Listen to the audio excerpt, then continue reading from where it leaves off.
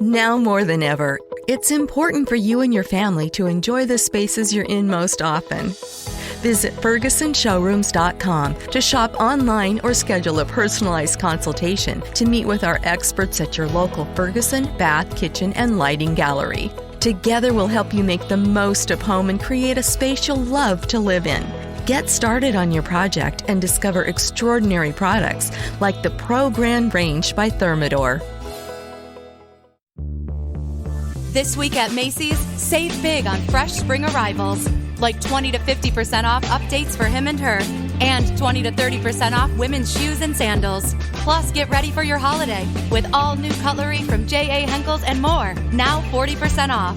And Macy's Star Rewards members earn on every purchase except gift cards, services, and fees. More at Macys.com/Star Rewards. Savings off sale and clearance prices. Exclusions apply. Geek Vibes Live is rated G for geek.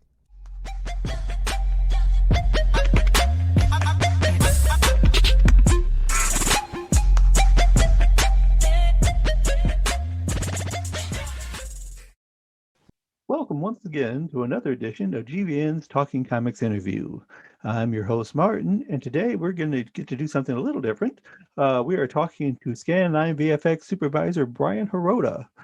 Bryan has been in the VFX business for over 25 years, and of course, recently, Zack Snyder's Justice League cut was released by HBO Max, and Scanline VFX had a great deal to do with the special effects behind that film, and for the original Justice League, for that matter.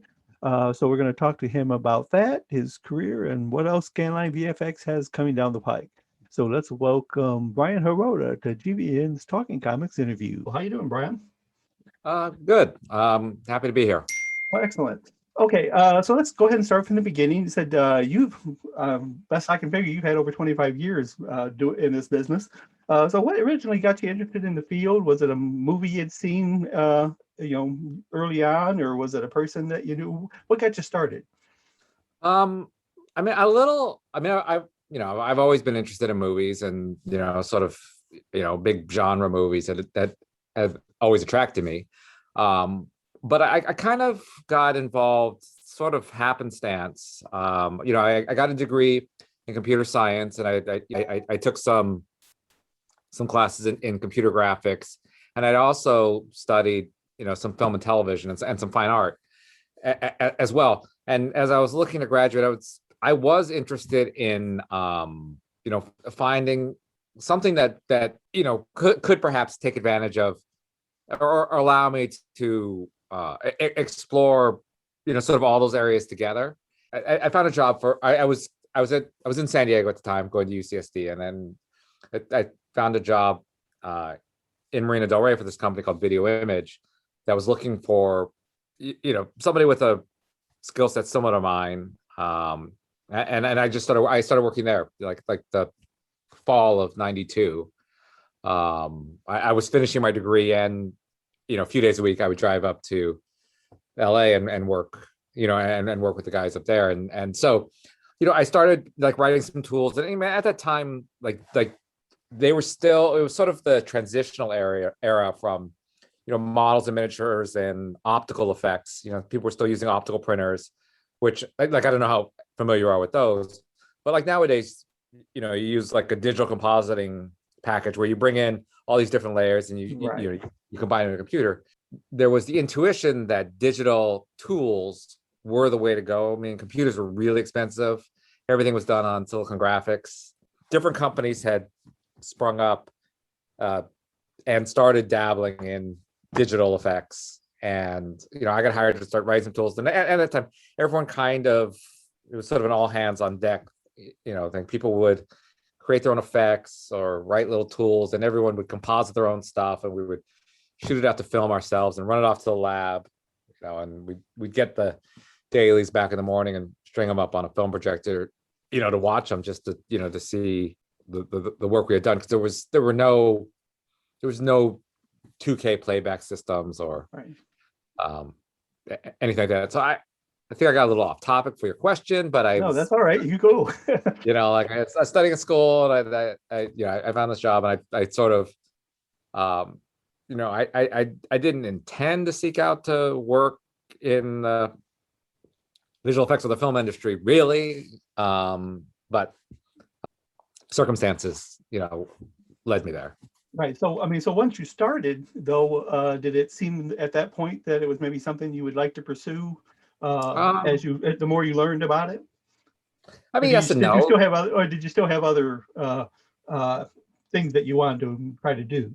I mean, yes and no. Like, I mean, I think anybody who was working in the 90s, on this stuff, it was very difficult because the kinds of the asks for digital effects kept growing, and often really looking back on it, beyond maybe what was reasonable to ask to do, with the technology at the time. So everything was a struggle to do, and quite the grind. There's often many times when I thought, well, I'll do this movie, but I don't think I can keep doing this because it's too crazy. I should find something else to do. Once we finish this film and step off this crazy merry-go-round. So okay, so you, like I said, you went through a number of different companies that you worked for, and of course you're now with Scanline VFX, and they had did the original special effects for Justice League in 2017. So when Zack, when the fans made enough noise and got where Zack could go ahead and do his cut of the film, was there anything, or what were the challenges that you faced in doing some of the scenes for this new movie as opposed to the one from 2017? The challenges kind of break down into multiple categories. I mean, there's the arching category of the time frame, because there was, I don't know, we delivered over 1,000 shots in, I think the total schedule was like 7 months, and we had like a whole month of de-archiving and prepping. So like, we did that in 6 months, which is sort of crazy. And then there was shots that were started. Well, the whole movie was 1:3 aspect ratio. Right. The theatrical was 1:8.5. So there's a number of shots that were finaled and weren't going to change, but were needed to be touched because they needed extra content at the top and the bottom. So, those shots were their own category of figuring out, like, did we have to re-render stuff? Were there ways in compositing, just because you want to just restore this top and the bottom? Worst case scenario, right, you had to reactivate the whole shot, for relatively visually little gain. So those are kind of frustrating, because they seem like easy wins, but they're not. Then you had a category of shots that ostensibly were finaled in 2017, and more or less they're similar to what Zack wanted in his cut, but there was some change. So again, those required varying levels of digging into to change stuff, and we often found ourselves in like a CSI forensics exercise, because we'd worked on this movie. Most of the crew had worked on it, but it's been years, and along the way, sometimes things had changed, like characters were removed from the shot, or there was a request to do something. Going into the project, it was clear that, or there was no diving into this project without changing Steppenwolf. Creatively, I support Zack's desire to do that. I think it's the right thing for his cut of the film, and however, like, that creates this gigantic ripple effect of additional work of right. And then there was the category of work that we had never worked on before, but was new to us for this, like the finale in Russia. Right. Like we didn't work on that the first time, so presents a slightly different challenge. Like in one way it's easier. That a lot of that stuff sort of required like a clean sheet approach to reconciling what happens from the moment that the flying fox shows up in Russia. So yeah, that's kind of what you were talking about. Is that it was easier, right, almost to start from scratch than it was to try to add on to something that was already established. Yeah, I mean, yeah, it's a little bit of apples and oranges because it's I think it's easier mentally to do the clean sheet. It is more actual work. Some of the other ones where you had to go in there and do some surgery on the sleuthing and solving of exactly what it is you need to do. That was tricky. Okay. So, I mean, so when you went into to this new segment, was there any changes in technology or software that you had to deal with, or were you still pretty much working with the same tools? Like the overall toolkit is I think broadly the same. The specifics of everything, I mean, it's been 4 years. Technology's improved quite a bit. So anything we could start fresh, it was easier to bring new technology to bear on it. The problem was this show had, so much of one foot in the present and one foot in the past.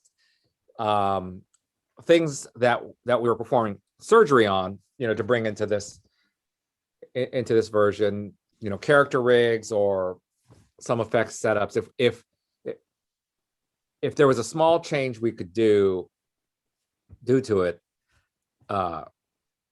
the preference would be to keep the technology as was. If there were large changes or new characters or things, then we would sort of bring it up to more modern standards in terms of the underlying technology of it. Yeah, that's because I've always been curious, because I know I'm kind of a perfectionist on certain things that I do.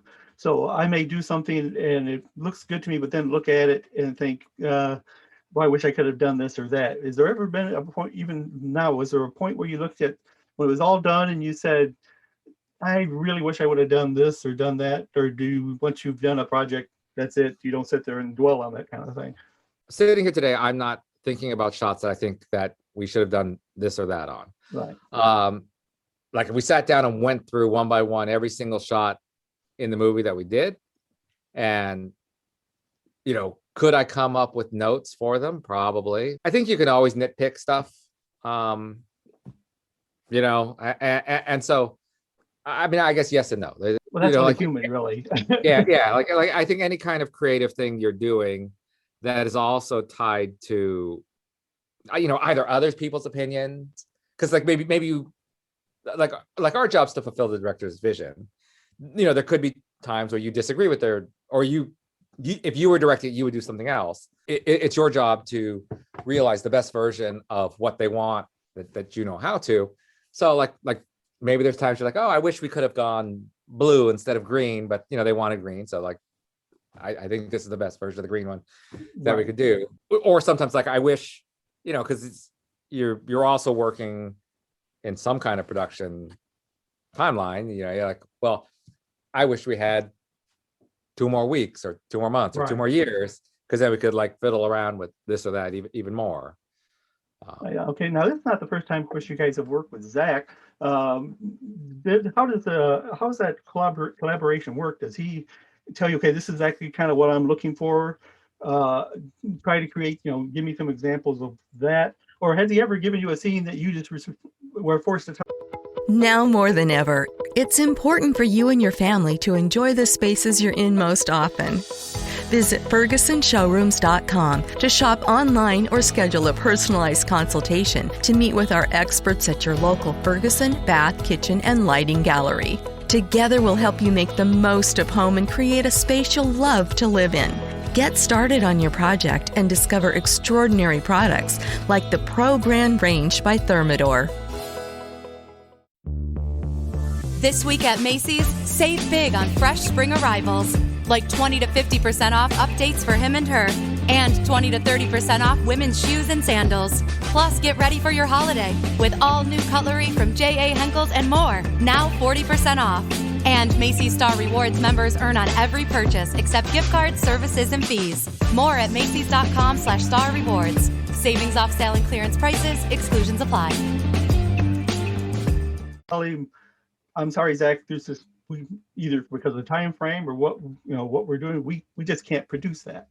like I don't know, like I've worked with Zack a number of times, and and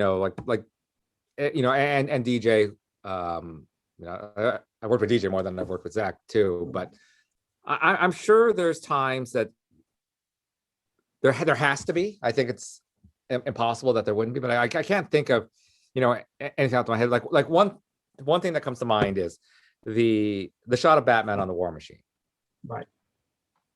That was originally, that's part of the when Zack got Ben back for reshoots, and that was going to, the original idea for that was Ben standing somewhere in Gotham and seeing the bat signal. That was the original intention, and we were again, because the reshoots happened relatively late in this already short schedule. We were doing layouts, putting Ben in the city, and just showing you like sort of simple versions of, well, he could be here, we could see this or that. And DJ showed those to Zack, and he came back, and he's like, Zack's not really feeling these. But now Zack starts talking about this War Machine idea, and then DJ's like that's crazy, right? He's like, what are we supposed to do about that? And so then I was thinking about it, and I was like, and then Zack said, what, if it's too crazy, this is what DJ told me. Zack told him, well, this is what he wants, but like for us to discuss it to see if we think that this will fit into the schedule. And in talking with DJ, I was like, well, because we both know Zack fairly well. I'm like, here's the thing, like it's going to eat at the back of Zack's mind, and I feel like ultimately we're going to end up doing it anyways. Because like we want to help fulfill the director's vision as much as possible, and if he like really wants something, we will try to do it. So we did that, and I in talking over DJ, I'm like, we should just, I feel like we should just do it, and and so then we launched the effort, and then we started doing that, and he's like, okay, cool, like I think this is cool, like maybe we could modify the camera like this, or change the layout, a little bit this way or that way. But I got a call from Zack, I don't know, that now we're even closer, to the end of the schedule. And he's like, hey, I was trying to call DJ, but I couldn't find him, so what if we put some tied up dudes in front of the War Machine too? It's like, can we do that? Again, like it's like, time is like ticking and running out, but again, we did it anyways. So I guess I'm sure somewhere there's times when it's like, no, that's crazy, like that's not going to happen. But I can't think of it off the top of my head. But well, actually, your answer was kind of the way I would have figured it would have went. And said, yeah, it's crazy, we can't do it, but we're going to try to do it anyway, and and eventually get it done, at least to Zack's satisfaction. Okay, so kind of covered that. I'm gonna, like I said, I don't want to keep you holding here, but I talked about the past work you've done. What I'm going to do is I'm going to give you the name of a film that you worked on, and you just tell me what you remember about it. Okay. Like I said, you may not remember anything about it, but okay. But from what I'm seeing here, you seem to remember a lot. So all right. So first off, Demolition Man. Oh, Demolition Man. So that was the second movie I worked on. I think it's the first movie I worked on that got released. I remember, and so, being so young and having no experience, I was just learning a lot. I remember because our company did the screen graphics, the images that appear, on the monitors and right. stuff, and many of the names of prisoners who died or sold, or of the guards who got killed with people that worked at our company. I thought, hey, that's super interesting and fun. There's the shot that I did. There's a Chinook, like the double rotor helicopter, coming in, I think, to the prison, where I forget Wesley Snipes' name, his character's name. I forget both their names. Anyways, it's coming in, and it's like tracer fire coming up. I did that, and I added a a digital tilt to the camera move. I think that was my big contribution to the movie. Okay, so next, let's go to Armageddon. Armageddon. Oh, I'll tell you what I remember about that movie. So we did the title sequence, where Charlton Heston's talking over and Asteroid kills dinosaurs. So then when we got asked to do that, we sort of got the brief, like, okay, here's what we want, blah, blah, blah. And one of the first things that we did was we made an asteroid.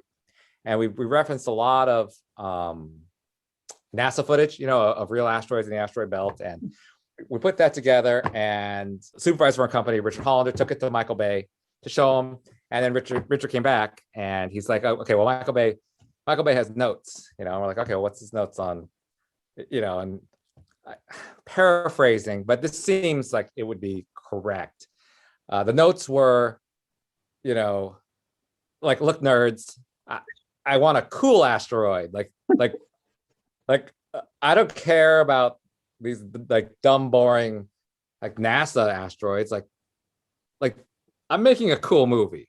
Like, make a cool asteroid. So we came up with that giant, like, jaggy one. Which I think looks not that different from the one. I think that Dreamquest did it. I think the big one later that they land on, right, and drill it. I think that one was jaggy too. But yeah, I just remember. Jaggy was cool.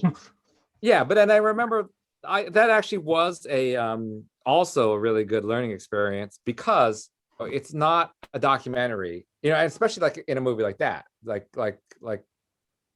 what is the intention of this film, of the shot in this film, like Michael Bay's making something cool with explosions, with people walk away from them, he doesn't have time for your science.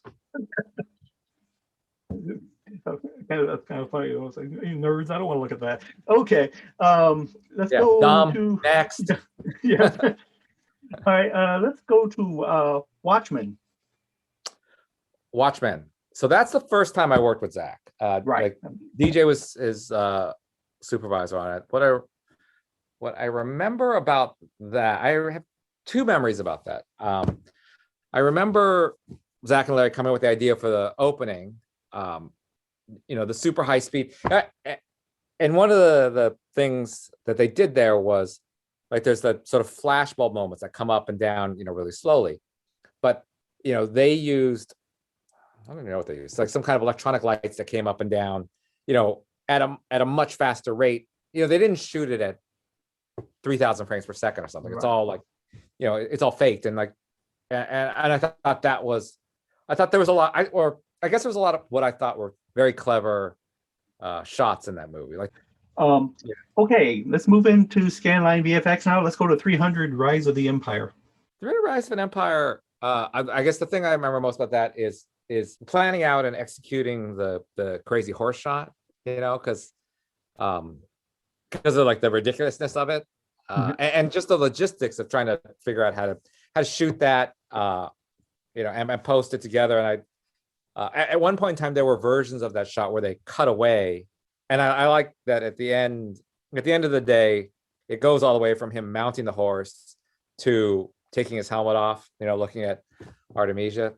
I think my strongest memory of that is living in Bulgaria and figuring out and executing the horse shot. All right. Let's see, In the Heart of the Sea. The biggest thing I remember about that movie is that, like, Ron Howard's like the nicest person alive. Like he's yeah, he's genuinely like what you expect him to be.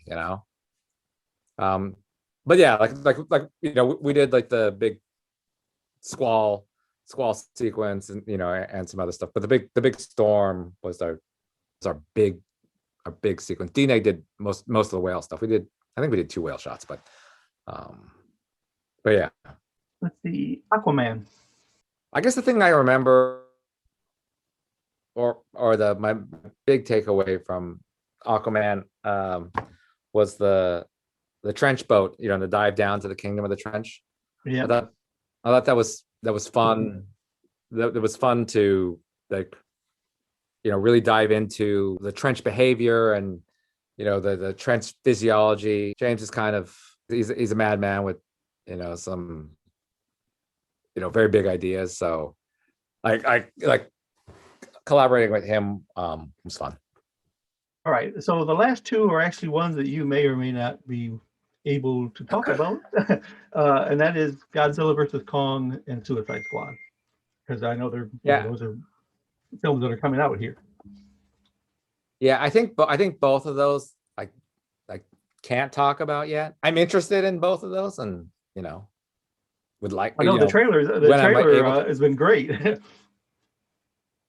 Yeah, it releases. I think worldwide. I think it releases worldwide tomorrow, and then North America a week from tomorrow.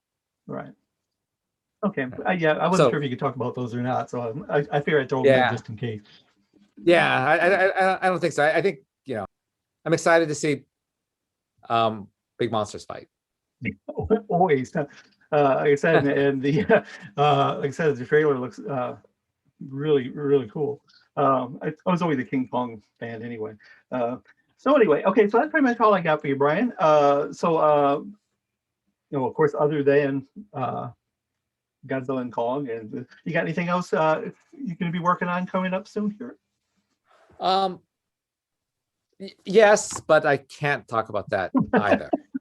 You're no fun at all. Come on. I know. I am the literal worst. Yeah. Well, gotta do what you gotta do. All right. Well, we appreciate some of your time here, Bryan, and we'll be following what happens in your career going forward. Yeah. No. Well. Thank you. Yeah. And and with regards to Justice League, like I'm really happy that Zack got to because after it's nice that he got to go back and finish his version of the film. Yes. Well, no, I liked what they did with Superman, because I always thought people wanted to get Superman punched around a whole lot more than he should ever get punched around. That was none of that in this film. Said black suit and everything. He came in and kicked butt all over the place. No. Yeah. All right. Well, thank you, Bryan. Okay. All right. Well, thank you, Martin. Bye.